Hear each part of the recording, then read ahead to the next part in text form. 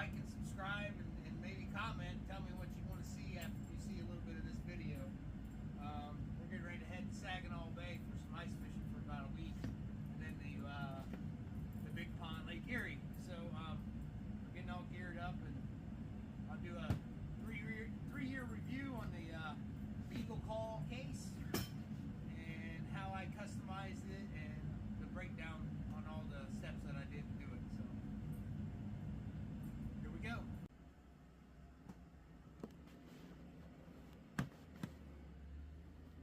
So this is the Eagle Claw case, and I did a short a few years back, I think.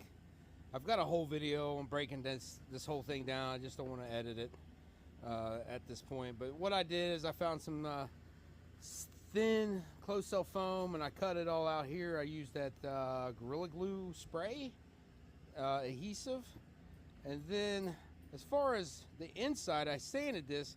And if I was to do this again, I would take the actual hinges out here and sandblast the whole inside of this and then paint it. I hand sanded it.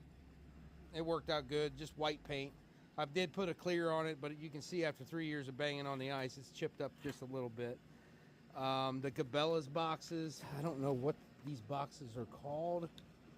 You know, I got the dead sticks and 3 jigging rods in here. This is mainly all for walleye. But these boxes here, what are these? The 3003 CABs. They fit perfect in this thing. And you know, back in my short, I did Velcro, which the Velcro works awesome.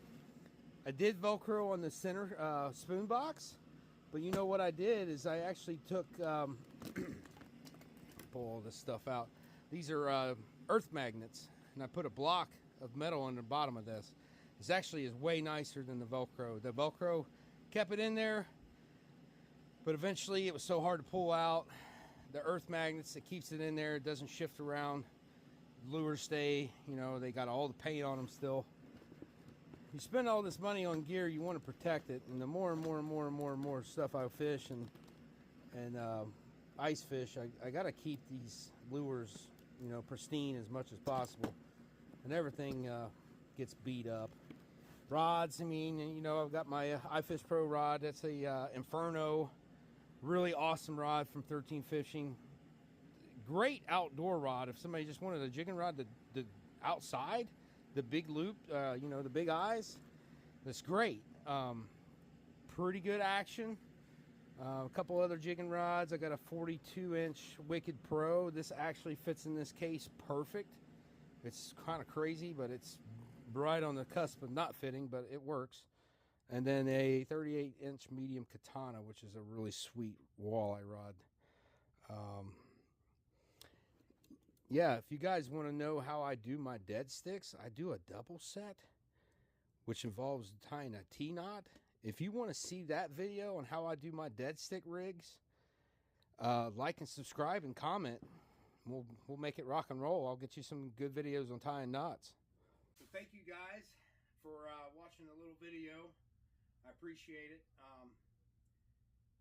This is a really awesome case for the money. I know there's hundreds and hundreds of these sold every year. That is probably what I like about ice fishing the most. You know, they make a lot of different products, but it's always nice to tweak it and make it your own. My ice shack, I mean, I've got this thing totally decked out. Like, thank you guys for watching, and like and subscribe to more Muskrat Jawbone.